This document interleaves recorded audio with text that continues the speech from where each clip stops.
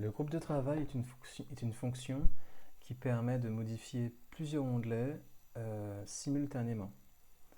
Pour illustrer cette fonction, on va modifier les onglets des ventes trimestrielles ainsi que l'onglet synthèse des ventes. L'objectif est donc les différentes étapes de modification sont les suivantes. Supprimer les 4 premières lignes,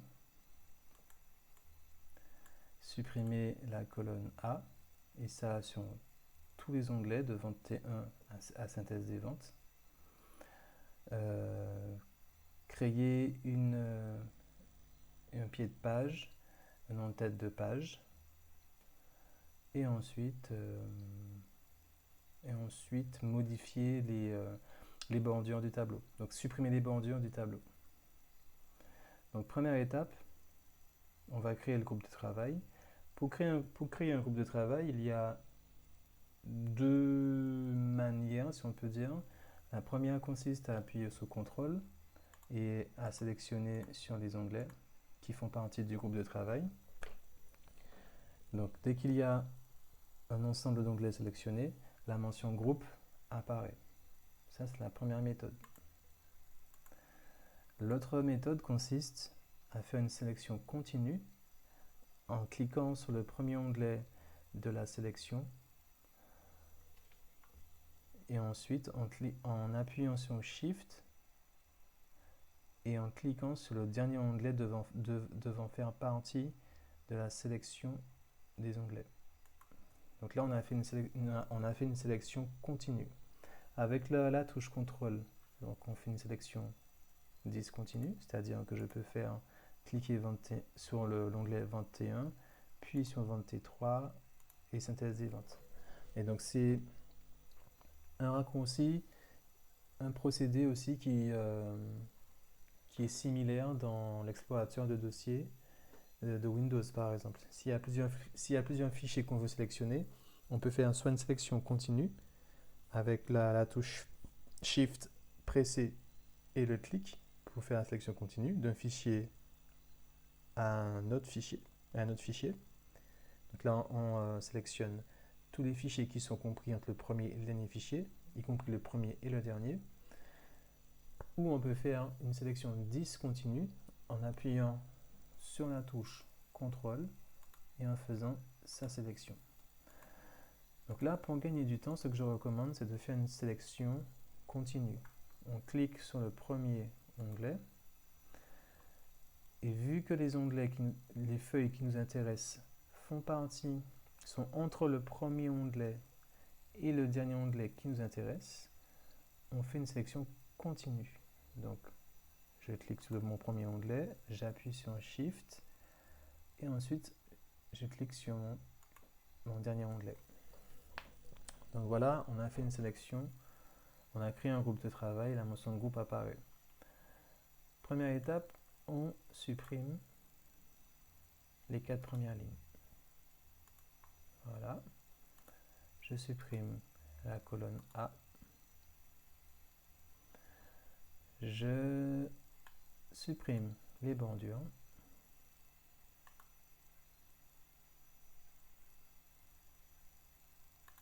Voilà. Pour sortir de mon groupe de travail, il faut cliquer sur un onglet ne faisant pas partie du groupe de travail. Donc je retourne sur un des onglets qu'on a modifié. Donc on peut voir qu'effectivement tous les onglets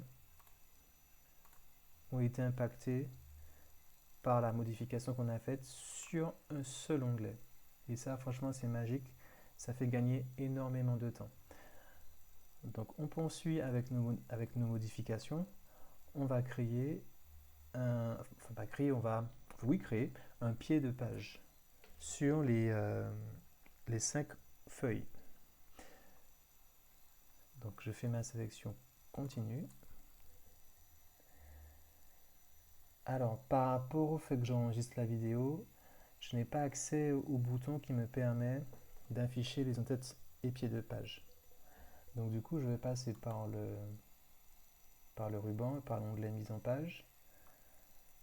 Je clique ici et je vais dans la rubrique, dans l'onglet en-tête et pied de page. Je clique sur pied de page personnalisé. Dans la partie centrale, on va insérer une pagination. Donc j'insère un numéro de page, je mets la barre divisée et je mets nombre de pages. Et dans la partie droite, on va insérer le nom de l'onglet. On fait OK. On fait OK. Ensuite, on va changer l'orientation. Non, c'est pas la peine. On laisse l'orientation. Ensuite, on va modifier l'entête de page, mais uniquement sur les tableaux de vente trimestrielle. Donc mise en page, j'y suis déjà. En-tête et pied de page. Et là, je clique sur en-tête personnalisée. Dans partie centrale, je mettrai les mots qui sont communs. Parce que là, par exemple, je ne peux pas mettre vente premier trimestre, parce que si je mets vente premier trimestre, ça mettra vente premier trimestre sur toutes les en-têtes des feuilles que j'ai sélectionnées. Donc du coup, je ne mettrai pas premier. Je vais juste mettre trimestre. Vente trimestre. Vente trimestre. Voilà. Donc là, j'ai mis vente trimestre sur les 4 onglets. Je sors de mon groupe de travail et je retourne ici. Mettre à jour. Donc le chemin que je prends pour mettre à jour l'entête est un peu long. Donc je le rappelle, hein, c'est à cause du fait que j'enregistre la vidéo. Le bouton qui est tout en bas à droite de la fenêtre Excel n'est pas accessible. Mais il y a un bouton en bas à droite qui permet de modifier les en-têtes et les pieds de page. Je valide. Je vais réduire la fenêtre, comme ça je pourrais faire ça. Ouais, voilà. Donc je parle de ce bouton-là, qui est ici, page. Donc du coup, ma modification a été prise en compte. Je vais sur vente T2, je clique sur page et je mets second.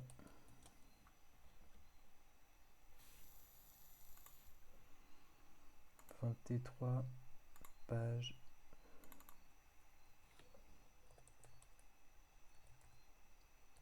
Troisième.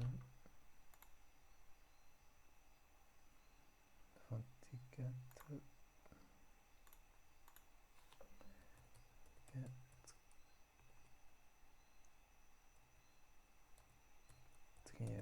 Voilà. Et synthèse des ventes, on va vraiment le faire à part. Synthèse des ventes.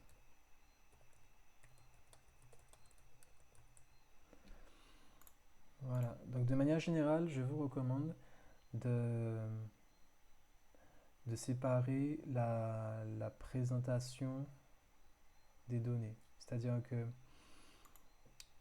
il vaut mieux avoir un tableau de données qui commence en A1 ou en A2. Donc là, c'est en A1, parce que là, on aurait pu mettre par exemple le nom du vendeur.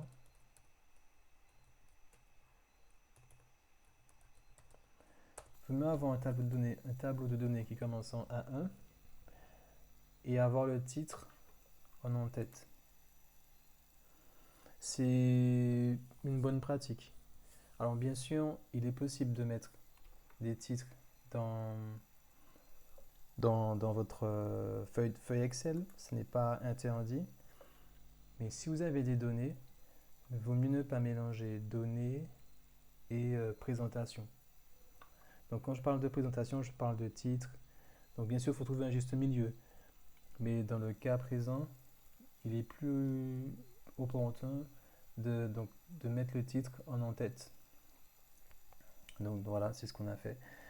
Et ce qu'on aurait dû faire aussi, c'est mettre en gras. Ça, on l'a pas fait, mettre en gras. Et on va le faire. Voilà, 20.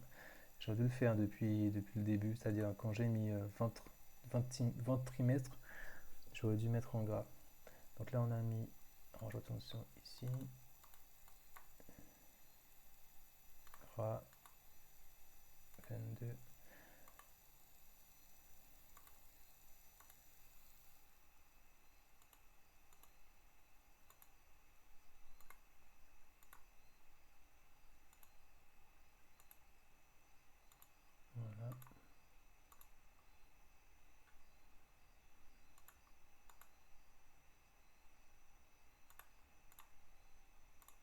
Voilà.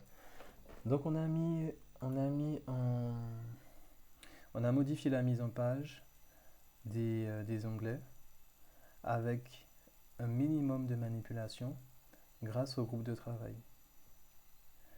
Donc c'est une fonction qui convient d'utiliser dès que c'est possible pour gagner du temps, pour être vraiment efficace. Voilà, maintenant c'est à vous de jouer, à vous de pratiquer.